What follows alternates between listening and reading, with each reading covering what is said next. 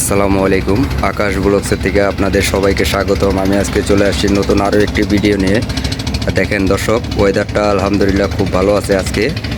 আর এই যে দেখতেই পাচ্ছেন বর্ষার পানি শুরু হয়েছে, এখানে বর্ষার পানি প্রবেশ করা শুরু হয়ে গেছে।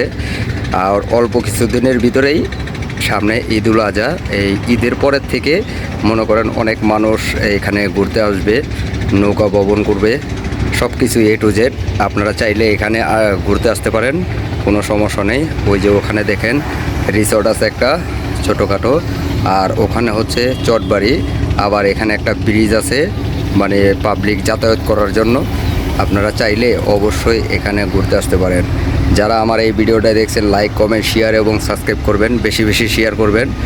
আপনারা শেয়ার করলে আমি আরও একটা নতুন ভিডিও বানানোর সুযোগ পাই, আনন্দ পাই করার জন্য। আপনারা অবশ্যই আমার এই ভিডিওটা সাবস্ক্রাইব করে দিবেন, বেশি বেশি শেয়ার করবেন। এই যে দেখেন বালুর জাহাজ যাইতেছে, এখানে অনেক নৌকা থাকে, হ্যাঁ, অনেক নৌকা থাকে, এখানে ঘুরতে আসে অনেক মানুষ। আপনারা চাইলে আসতে পারেন, পরিবেশটা খুব সুন্দর আছে, A to Z সম্পূর্ণ, কোনো সমস্যা নেই। এখানে ঘুরতে যে কোনো সময় আপনারা ঘুরতে আসতে পারেন, কোনো অসুবিধা নেই। এই যে দেখেন পরিবেশটা খুব সুন্দর।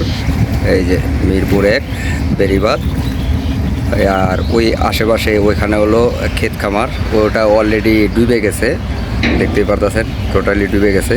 এই যে এখানে দেখেন ওইটা হচ্ছে চটবাড়ি, আর এরও অপোজিটেই আছে তামান্না পার্ক, ওইখানে চাইলে ঘুরতে যেতে পারেন, ওর পাশাপাশি আর কি, এই নদীর সাইডেই। আপনারা চাইলে অবশ্যই আসতে পারেন। ধন্যবাদ, আসসালামু আলাইকুম। দেখতেই পাচ্ছেন দর্শক, মানুষ অনেক ঘুরতেছে, দেখেন মানুষজন এখানে ঘুরতেছে। টোটালি এটা হচ্ছে পাবলিক যাতায়াতের ব্রিজ। এখানে সম্পূর্ণ ঘোরার সিস্টেমটা বাংলাদেশ সরকার খুব সুন্দরভাবেই করে দিয়েছে যাতায়াত করার জন্য। আপনারা চাইলে অবশ্যই এখানে ঘুরতে আসতে পারেন।